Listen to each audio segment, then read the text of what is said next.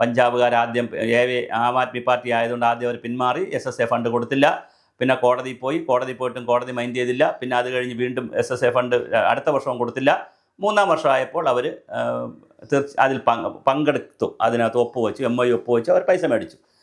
പിന്നെ ഇനി തമിഴ്നാടും പിന്നെ ബംഗാളുമാണ് ഇപ്പോൾ നിൽക്കുന്ന 2 സ്റ്റേറ്റ്.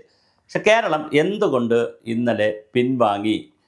മുഖ്യമന്ത്രിയുടെ ഒരു രീതി അനുസരിച്ചും CPM ഒരു വലിയേട്ടൻ അല്ലെങ്കിൽ മുതിർന്ന പാർട്ടി അല്ലെങ്കിൽ ലീഡ് ചെയ്യുന്ന പാർട്ടി എന്നുള്ള നിലയിൽ സാധാരണ കീഴടങ്ങാറില്ല.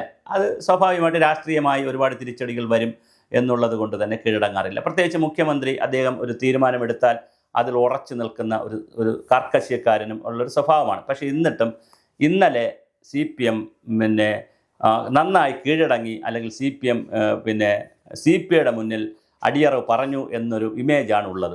പ്രത്യേകിച്ച് ബിനോയ് വിശ്വത്തിൻ്റെ ഗ്രാഫ് വളരെയധികം ഉയർന്നിട്ടുണ്ട്.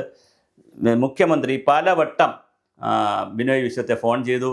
ആലപ്പുഴ ഗസ്റ്റ് ഹൗസിൽ വെച്ച് നേരിട്ട് 1 മണിക്കൂർ ഡിസ്കഷൻ നടത്തി. ഇന്നലെ രാവിലെ വെച്ചിരുന്ന ക്യാബിനറ്റ് 3:30-ആക്കി.